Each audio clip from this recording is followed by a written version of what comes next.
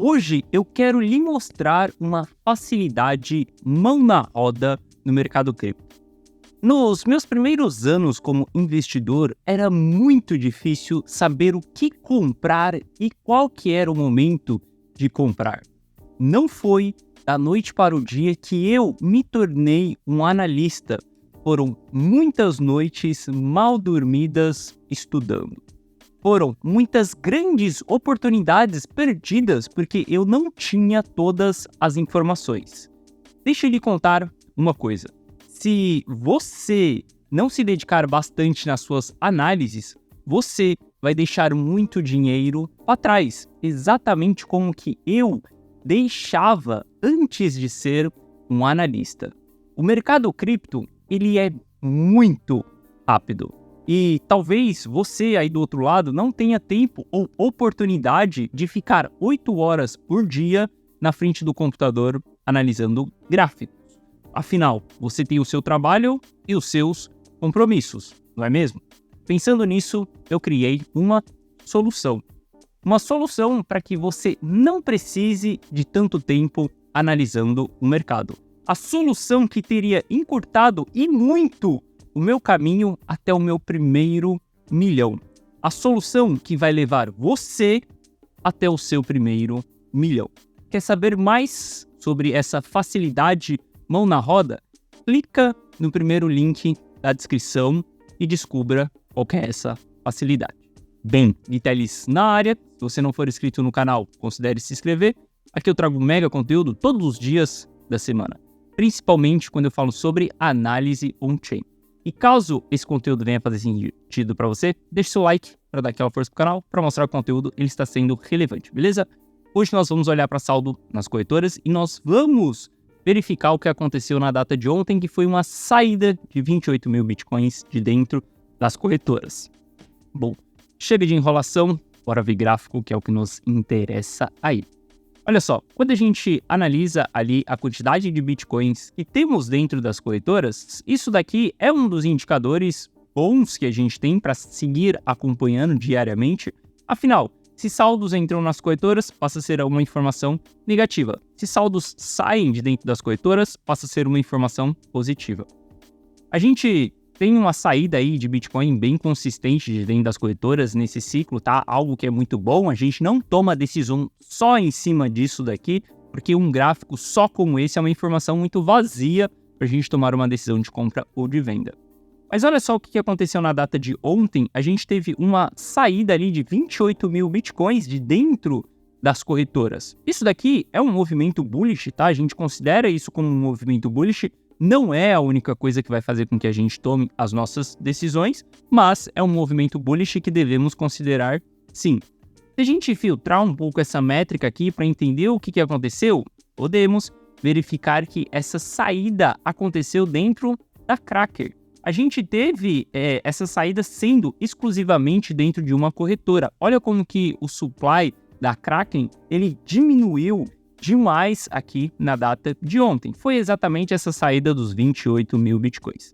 Isso daqui é um sinal de alerta para essa corretora, tá? Caso você tenha seus saldos dentro dessa corretora, fique um pouco ligado com mensagens de bloqueio. Bom, vocês sabem que a gente não deixa Bitcoin dentro das corretoras. Isso não é o melhor lugar para você deixar os seus ativos. A FTX já provou isso para todo mundo. Então, o primeiro ponto é que a gente tem um sinal de alerta em cima da corretora Kraken. Se você tem seus saldos lá, passe isso para outro lugar.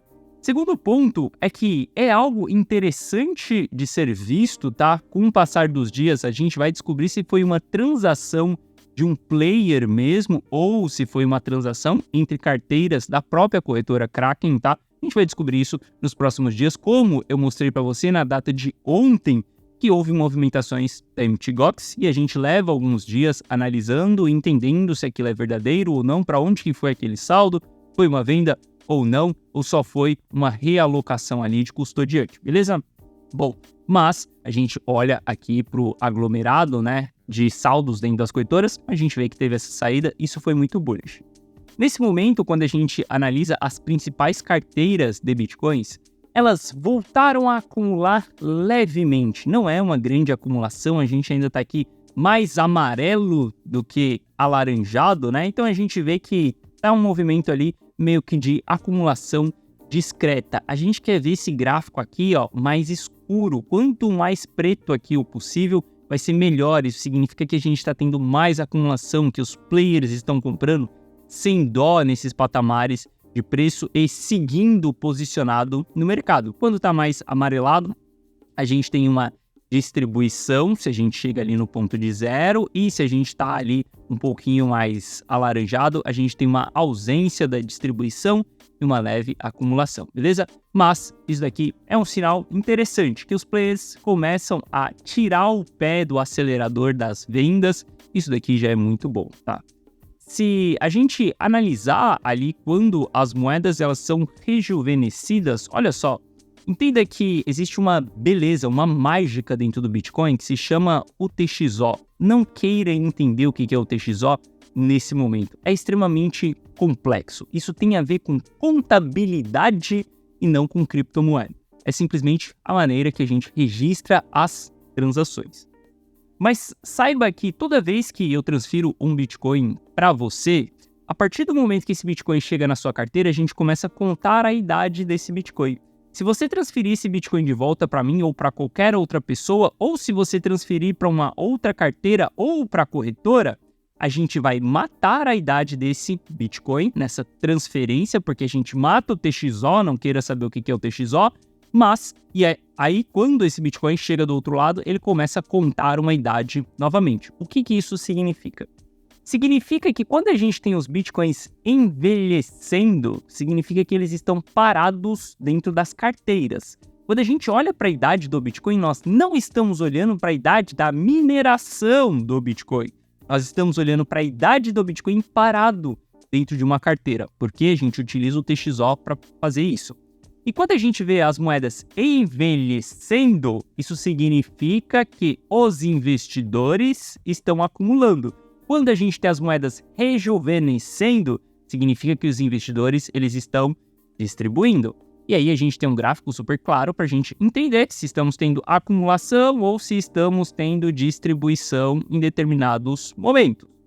Bom, quando a gente vê esse gráfico aqui subindo, por exemplo, nós temos uma distribuição na nossa mesa, porque as moedas elas estão começando a ficar jovens. Quando a gente tem esse gráfico caindo, as moedas elas estão começando a envelhecer. Isso daqui significa de todas as transações daquela região.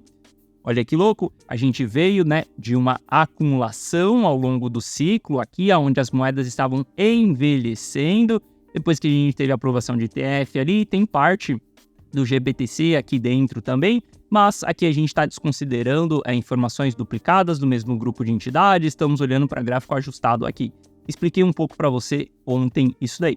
E nesse momento a gente está vendo as moedas envelhecendo mais uma vez. Isso daqui é um bom sinal, mostra que os players estão mais famintos por acumular do que por vender, que foi nesse momento aqui de subida que nós tivemos. Inclusive, se a gente olha para o supply na mão do investidor de longo prazo, ele diminuiu durante essa subida aqui junto com o rejuvenescimento das moedas e nesse momento eles voltam a acumular um pouco. Veja que estamos subindo nessa métrica aqui. Ou seja, a gente não está vendo diretamente aquela grande pressão de compra, aquela grande euforia, onde o preço está subindo. E as pessoas correm loucamente para poder comprar o ativo, porque acreditam que dessa vez a alta é infinita, porque acreditam que o ativo ele vai para a lua. Bom, as pessoas estão fazendo isso com a meme Dog, mas não estão fazendo isso, por exemplo, com o Bitcoin nesse momento.